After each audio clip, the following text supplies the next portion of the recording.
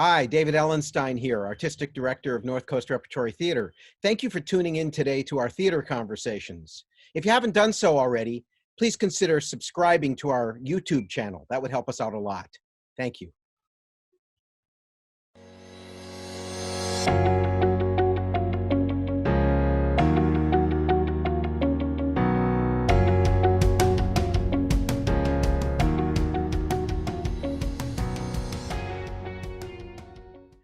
I am so excited to welcome to this conversation the exquisite cast that we had assembled at North Coast Rep to put on our production of The Homecoming by Harold Pinter, which unfortunately we had to postpone. We got one great week of rehearsal in the room with these great actors, but then we had to sequester ourselves as the entire country did. So before we even begin this conversation, I wanted to try and put together kind of an idea and a summary of what we were doing in the room and what was going on and how exciting it was for me anyway, and I hope it was for these folks too. But I would like you all to introduce yourselves and say what role you were playing in the play and anything. Just say hi before we start the conversation so that those watching have a point of reference of who's speaking. So let's start with Dad, go to Uncle, go to the sons in descending order, and then to our visitor. Hi, I'm Tony Amendola. I played Max, the sweetest father in the world. And that's really all I have to say. And it was sort of a treat, but I'll let people introduce themselves. Hi, I'm James Newcomb. I play Sam, the only rational member of the family. Hi, my name is Bruce Turk, and I play Teddy in this production. Hi, I play Richard Baird on television. Frequently. I played Lenny, the middle brother, and he's the entrepreneur of the family. Here we go.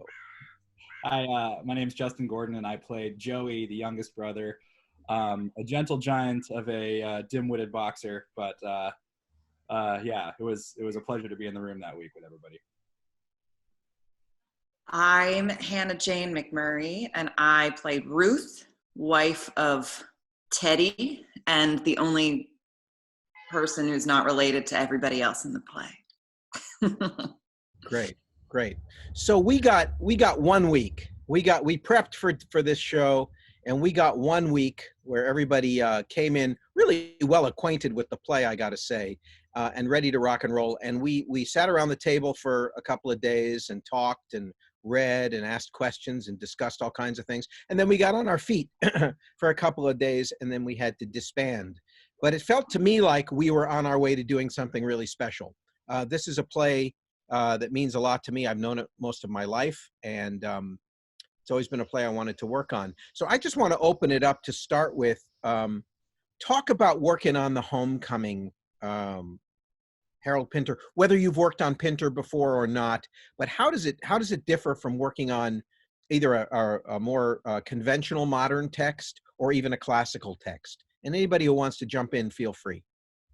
Well, I'll say that anytime I approach working on a Harold Pinter play, and Homecoming would have been my 6th production of a Pinter play, that what's so exciting about them is that they're not wrapped up in a pretty package. So many plays can be, wrapped up in a nice, pretty package, and you know exactly where it's going. And with a Pinter play, the actors spend a lot of the time trying to figure out where the play is going, let alone how the audience experiences it. But I think that the plays are full of menace, they're full of humor, and they're always incredibly exciting to work on. And the language is just such a delight for actors to work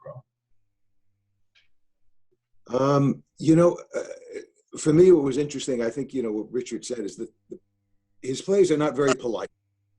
They're not very sentimental. They're spare in the sense that any help he can give you in a kind of way, an explanation to the audience, he takes great delight in removing. And what was interesting about the week for me was that we all were somewhat familiar with the play, but the play is the play. That's one aspect. The play exists as a separate entity. And then the actors come in, and the directors and the designers come in, and you try to create some sort of alchemy between the play. And you know, I always say the audience comes to a play as much to hear the subtext of the play, the choices the directors, designers, and actors made, as much as the text again, because they could read the text at home. And what was interesting was to sort of look around the room to me and see Lenny, see Richard's Lenny sort of, you know, sort of developing, and that knowledge ready to sort of explode in a kind of way, the sort of underworld, to see, you know, Jamie's Sam, the passive aggressiveness of brothers, and you know, Jordan's bulk and sweetness with Joey, Hannah's, you know, mystery, and Bruce's aloofness. I mean, to see all of those things all of a sudden not being an idea, but being concrete in that room, at this theater, at this time, that was very exciting to me. Yeah, picking up on that. You know, the writing, it's interesting. It's the writing's paradoxical because it's very specific in some ways and hugely ambiguous in others. So the writing is very, again, it's very specific, but in the ambiguity lies the glory of each individual production and what each individual in that production brings to it, both the directors or the designers, but the actors particularly. The people in that room. One of the things that was fascinating to me to watch develop through that week was how everybody was finding their way through that ambiguity in the writing and dealing with the specificity of the writing, and also with the history of what it is to be Pinteresque. That to me, and I felt like we as a company were beginning to find what our homecoming was going to evolve into. Good. Hannah Jane, playing the only woman in the play, can you talk about the challenges and the unique position that you were in this play and in this company? Yeah. I was just told my internet connection was unstable. Sorry. Is that Hannah Jane or Ruth talking? Yeah, I mean,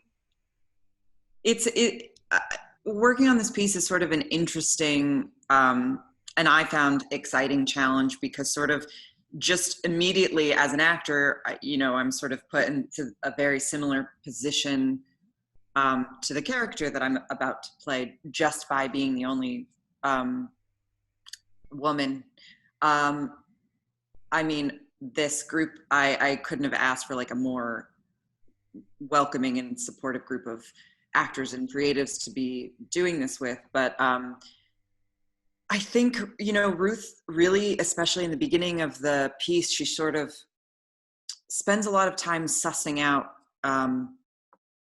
her situation and sort of like reading each character she interacts with as she does. And so she sort of like, she just has I don't know, she takes a lot of time in sort of understanding people, and yet she has this sort of like innate way of getting to like what makes a person tick sort of right away. She has this really deep understanding of everyone. And I don't know, I think like sort of back into what Tony was saying and James was saying about like this realm of possibilities. I think sometimes the amount of possible explanations or outcomes can be so overwhelming to me as an actor, but it was really sort of exciting to get to explore like all the different possibilities. And I felt like we were just about to like touch on something really great.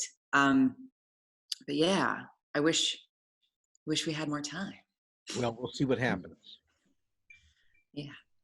Well, speaking of wanting more time, you know, one of the last, a couple of folks have touched on the language, and which is so fascinating in this play. And as we finished up, I think I remember on the last. Can you hear me? Yes. Yeah. Oh, one of the last rehearsals, maybe the last day or maybe even our last goodbye party, it had occurred to me, you know, there's so much complex and vivid language played out, and yet I struggled in the first week because Teddy's language, I mean, he's educated, he's got a PhD, and yet the language he uses is far from colorful. It's mundane, it's banal. And actually, so it's been after we've had this break, even in the last few days, when I've started to realize, well, maybe that is not only intentional, but a clue into how he navigates through this territory. You know, refusing to engage, you know, Lenny, for example, in that first scene, with any kind of fanfare or flash of language. It's very practical and mundane. And what I was finding in the first week was that was hamstringing me in a way. You know, like, why don't I get to, you know, tell some really great story about beating up an old woman, you know?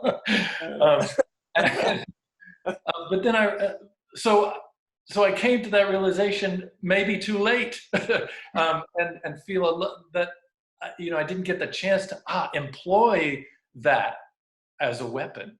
You know, the mundanity of it as a weapon, or the banality of his language as a weapon against this onslaught of vivid language, if that makes any sense. So that's like the big discovery I made post rehearsal. Yeah, I mean, I agree. I think even like Ruth, I say like very little Ruth in the beginning of the play as a woman of very few words, and I think that's also very telling in her sort of observation of the action that's going on around her, especially in her first scene with Lenny, where he is sort of divulging all these like very detailed stories, and I usually have a couple words in response. And it's not until the end of the play when the power scale sort of shifts that all of a sudden she becomes someone who has, in fact, a lot to say, and deliberately so. And I think you're right, Bruce. I think that like all the characters, sort of the way that Pinter has laid out how much dialogue and how they use the dialogue is very telling of their personalities and their place in this world, in a way. Right. You know, Justin, you want to jump in regarding your verbose character? Yeah, he you know, because of the absence of language that Joey often has, which, and we discussed this in the rehearsal room, that for me as an actor, I tend to use the language, and a lot of us do. That's like my crutch. Oh, I have all of this language to employ. I can be tactical with all of this language. Yet for Joey, his absence of language and his inability to articulate himself, you know, he's kind of in the shadow of certainly of Lenny, and Teddy to a degree. But how I was beginning to discover how to employ his long periods of silence and his observational quality that he had, where he's there and he's present and he's silently engaging with what's going on, but how to use the absence of language to still convey intent and to tactically employ that with Ruth or with the brothers or his father. It was certainly an interesting challenge that I was really getting into. You know, as far as the language goes, there's something that really strikes me. A lot of us have done sort of the rep circuit. So you end up doing a fair amount of Shakespeare, a fair amount of other playwrights, where the language truly does reveal who you are. Mm-hmm. It actually is conveying information, and often, particularly in the soliloquies, truth about what's going on. Pinter does the complete opposite. You know, I remember we were talking in rehearsal one time. I remember reading somewhere that, you know, the belief that language was about communicating ideas and reaching out, and then the notion, if that were true, why haven't we evolved and sort of grabbed onto an Esperanto, a worldwide language? We haven't. And then you realize, you get to Pinter, that actually language is about secrets and communicating within a small group. And I think, particularly in this play, and he's one of the earliest playwrights to do this, now modern playwrights do it all the time, is that he's very little of what the character says. isn't necessarily true. And it's all tactical. It's all about trying to make impressions. None of it is direct in the kind of way that Shakespeare's language might be more direct. You know, revelation, feeling, emotion, intent. I found that really, really fascinating. So extrapolating a little bit out from our experience and talking more generally about the theater experience that you have with a company, usually you spend, in regional theater anyway, 8 or 9 weeks with a group in which you become very close, very intimate, because you have to share so much trust to create this artistic product that you become very close to people. It's one of my favorite things about being in this business is the extended family that you create. In this case, we only had 1 week, but in a weird way, I feel like we were already there. I wonder if you all or anybody wants to comment on that idea of creating an extended theater family with each show that you do, or if you have any thoughts about that. We had, go oh, ahead. sorry, Richard, go ahead. No, you first. They're so polite. Not in the play, but they're really polite in person. Age before beauty, Richard. Well, you know, if you, like Tony said, we've been spending a lot of time on the circuit. And if you spend any time doing regional theater, it doesn't take long before either you work with someone again, or you certainly work with someone who has worked with someone again. There's no 6 degrees of separation in the theater world. I think it's more like 1 or 2. And Tony and I found that, and we had never worked before this show, but within minutes we had plenty of common friends and colleagues. There were a number of relationships that had already been established in this group, which helped, you know, solidify the bonds. But there, for example, you know, Jamie, how long ago was that we worked together? 10 years ago? That was, yeah, 2009, I think. Yeah, and yet, you know, how those things are, we just pick up and where we left off, you know, and Richard, we'd done a few, and those, so we'd already established some, and of course everyone's got some relationship with David, although there were a couple of new faces for you, and so those begin to weave a web of connection, right? And then we just build upon that. But everybody coming in, like David said, did seem to have to bring a lot into the room already. And I mentioned this in the interview, David, but I'll reiterate it to this group, that I felt wary coming in, or frightened coming into this production because of the mendacity of it all, and the really rough emotional territory that is underneath the subtext, right? And I had doubts about whether I was, you know, how am I going to access this and really go to this ugly place? And but I felt early on a great sense of that trust was already there. So I felt, oh, well, I can begin exploring that right away. You know, that subtext and those emotions and that ugly, you know, Teddy has a very some strange and difficult situation with his wife and his family. These are odd relationships, but I felt very comfortable from the beginning and feeling like, oh, okay, well, I can make a lot of mistakes. I can be vulnerable from the beginning. And Yeah. even Tony said that I was so aloof. No, I meant the character. No, I could concur with that. I mean, you know, it's not everybody's first rodeo, you know. And it is interesting how I always use the analogy, it was like the Old West, when you run into somebody in a town that you haven't seen in a few years. You were, you know, you were on a cattle, you know, drive, and you parted ways, and then you pick up right where you left off, you know. But again, getting away from that Western analogy, I did feel like we were all, because of that, because, you know, this wasn't our first go round, we, you know, that everybody was just intrigued by the challenge. you know, from the get, and there wasn't any, and there's always a guardedness about, you know, when you start a project, but that kind of disappeared incredibly quickly because of what Bruce is talking about the emotional, you know, challenge of starting this play and what it was going to require. But it was also just, you know, the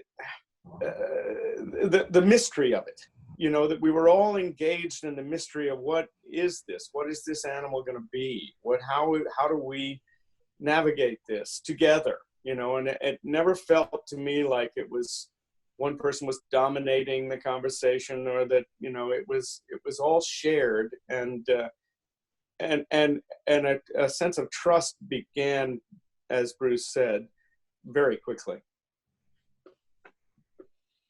Good. I would Go ahead. I would echo what Bruce said, and that what I thought was very exciting was that most of this cast I'd worked with before. I think it was my 4th show with Jamie. Tony and I had done Amadeus together. Bruce and I had worked together on a number of occasions, and I've known both Bruce and Jamie since I was 18. So this was a really exciting group to be a part of, and Justin and Hannah, who were new to the group, were wonderful. So I really echo what everybody else is saying, that it was a very ensemble feeling, and you don't always get that, even if you're always shooting for that. And I think we really would have had that with this show. Yeah, Hannah was the only member of the cast I hadn't worked with. Yeah. Mm. You know, there's something else that I think also made it special, oddly, is that we all knew that there was like a guillotine above us. You know, I mean, this was in the room. Right. So the notion, it took on a sense of a number of things. It was, you know, carrying on with the work in spite of what was out of our control. It was also a great solace and a focus during that time of chaos, you know, to have a place to go to and to be around certain people. And I think that contributed to making it sort of special too. For me too, Tony, and I know I am missing it. I'm missing being able to go to the theater and work with actors on the work. You know, I'm sitting home waiting for that to happen again. I wanted to ask you, Tony, since the only other play that you've done at North Coast Rep was Amadeus, in which you played Salieri, a monstrous-sized role, huge. And here you were tackling Max, again, a character that talks a lot. How do you approach a part that is that size? Is it different than if you're coming into a more normal sized role? How much is the prep work different? How do you go about it?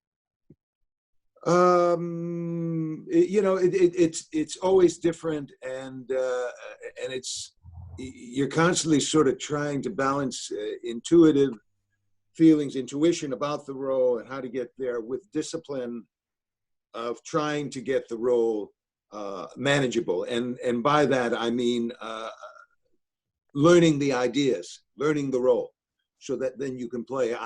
I've never been able to be one who could work well with a script in my hand. So, you know, I tend to try, if I can, to memorize an act at least before I go in. You know, I find that helps. And repetition of all of a sudden, just simply getting familiar with the role and the world of the role, in terms of, with a person like Pinter, of trying to learn as much as you can. And that's sort of fun, to enter into that world. And this is also early Pinter, which is, very, very late. I mean, very different than the later Pinter plays, I find. So all of those things, but I don't have a formula per se, except just have at it. And I try to not procrastinate. So I try to memorize in the morning. When I get up, it's a quiet time at my house. My wife tends to sleep later, so I use those couple of hours, 90 minutes every day to really hit the script. So, anybody else want to talk about preparation for this or for something else? Yeah, I mean, for me, it was again because of the comparatively little language that I had, but I had a really rich physical world to play with, right? He's a boxer. I'm not a boxer, so I started taking boxing classes.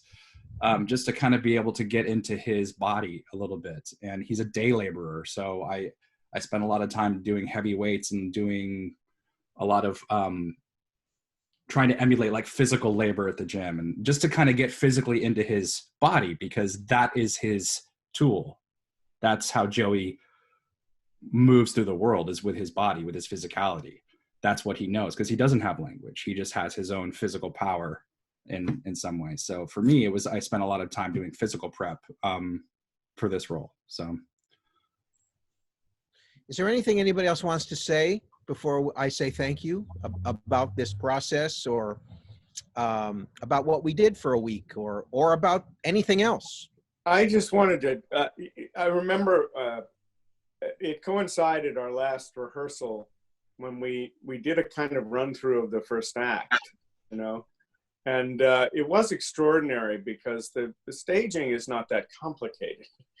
You know, where you go is not, I mean, there was a few things just because of the nature of the North Coast stage that were you know, logistically problematical, but not really within the structure of the play. And it was so exciting to me because of the fact that the progress we had made in 1 week was truly extraordinary, I thought. And I remember there was a sentiment of several people about the purity of the process because of what was happening with the health crisis, that there was some talk about, wouldn't it be great if we just kept rehearsing this, kind of like the Moscow Art Theater, without any specific deadline to perform it, you know, so that it became an experiment in and of itself, you know. I do know actors, and I'm sometimes I'm one of them, that would rather just rehearse than perform. Yeah. Yeah.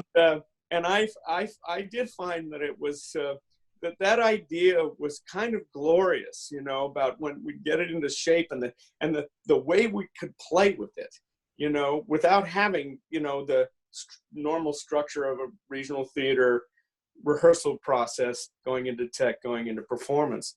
So that being said, if we have the opportunity to all join together again and work on this project, we have a unique circumstance to go back into rehearsal to do this because of our circumstances when we first rehearsed it, where we got to, and even just this today, talking about it. I mean, I miss you all terribly, and I really miss working on this particular conundrum. So, boy, I hope we get to do it again. You know, on that, I'm going to say thank you. And I do too, Jamie, and all of you. If I can put this into, it can't be in next season because that's already announced, but the following season. And if you're all available, I'll be calling you up once I can get this scheduled again, because I'd love us to get back at it and really make it happen. So I want to thank you for today and for sharing this with our audience. So at least they get a peek, even though they didn't get to see the whole thing, they get a peek at what we were working on. Have a great few weeks. Thanks, David. Thanks, David. Thanks, Thank Dave. you. Bye, everyone. Be Bye safe. bye. Miss you all. Miss you.